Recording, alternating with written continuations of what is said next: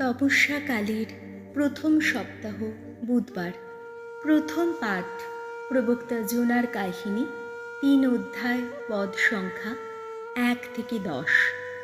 নিনিভের লোকেরা ঈশ্বরের বাণী বিশ্বাস করে কুপথে চলা বর্জন করল। আবার জোনার প্রতি উচ্চারিত হল ভগবানের বাণী। ভগবান বললেন, এবার ওঠো, মহানগরী নিনিভিতে যাও তুমি। সেখানে তোমাকে যে বাণী প্রচার করতে বলেছি তা প্রচার করো। জোনা তখনই রওনা হলেন। ভগবানের আদেশ মতো নিনিভেতে গেলেন। এই নিনিভে শহরটি ছিল খুবই বড়। তা পার হতে 3 দিন সময় লাগত। জোনা শহরে প্রবেশ করে 1 দিনের পথ পার হলেন। তিনি প্রচার করতে লাগলেন যে আর 40 দিন মাত্র, তারপর নিনিভে বিলুপ্ত হয়ে যাবে।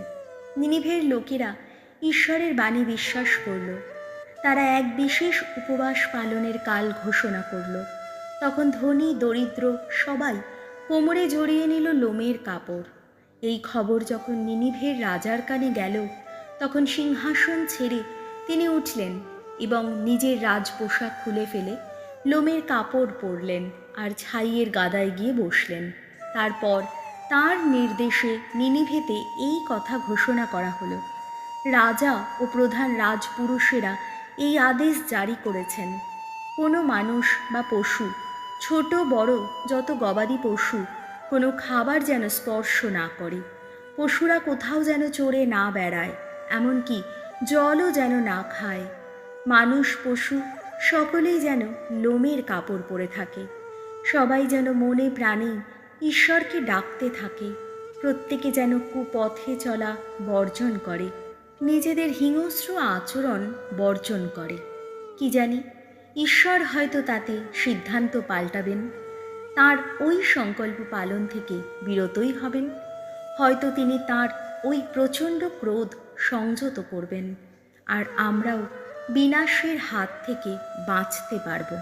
তারা কি কি করছে, কিভাবে কুপথে চলা বর্জন করছে, সবই ঈশ্বর দেখতে পেলেন। তাই তাদের ওপর যে অমঙ্গল তিনি ঘটাবেন বলেছিলেন, তিনি তখন তা ঘটানোর সংকল্প পালন থেকে বিরতই হলেন।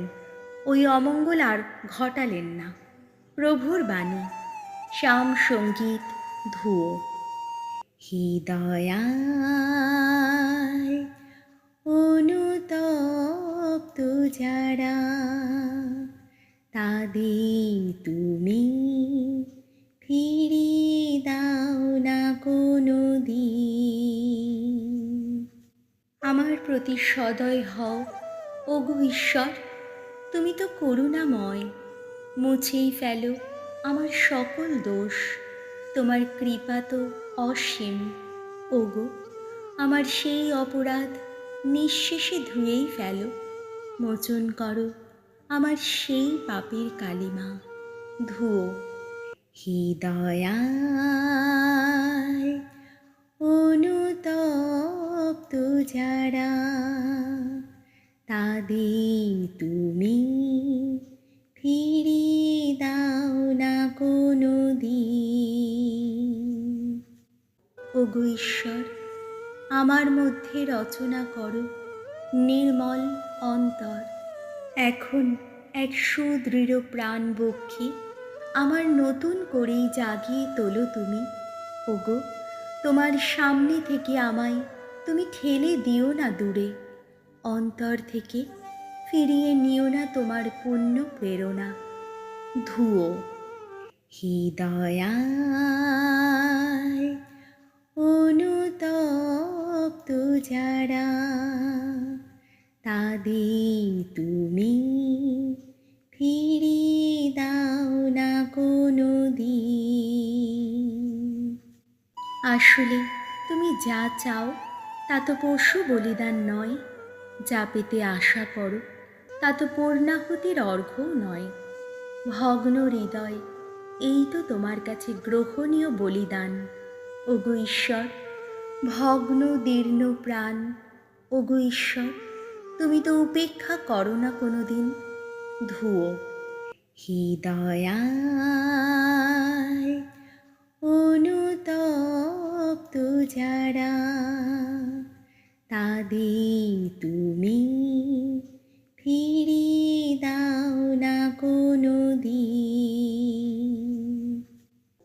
জানি বন্দনা।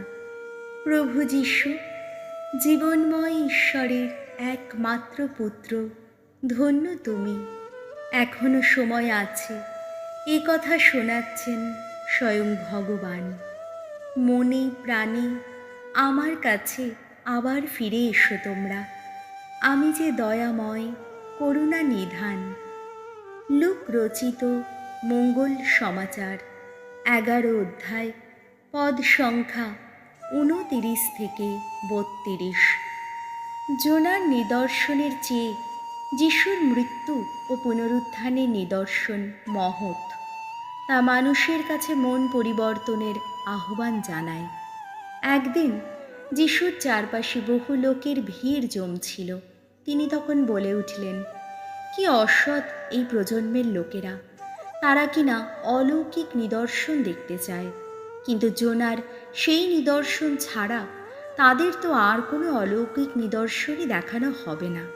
কারণ জোনা যেমন নিনিভেবাসীদের কাছে নিজেই একটি নিদর্শন হয়ে দাঁড়িয়েছিলেন, তেমনি মানবপুত্র এই প্রজন্মের লোকদের কাছে ঠিক তাই হবে। মহাবিচারের সময় যখন এই প্রজন্মের লোকদের উঠে দাঁড়াতে হবে, তখন দক্ষিণ দেশের সেই রানীও উঠে তাদের দোষী সাব্যস্ত করবেন।